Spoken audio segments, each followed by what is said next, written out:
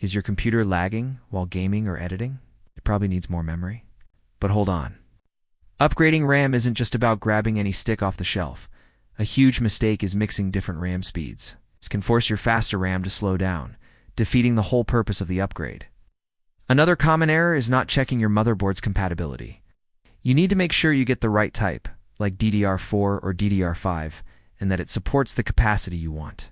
Don't forget to enable XMP or Expo in your BIOS after installation to unlock the full speed of your new memory.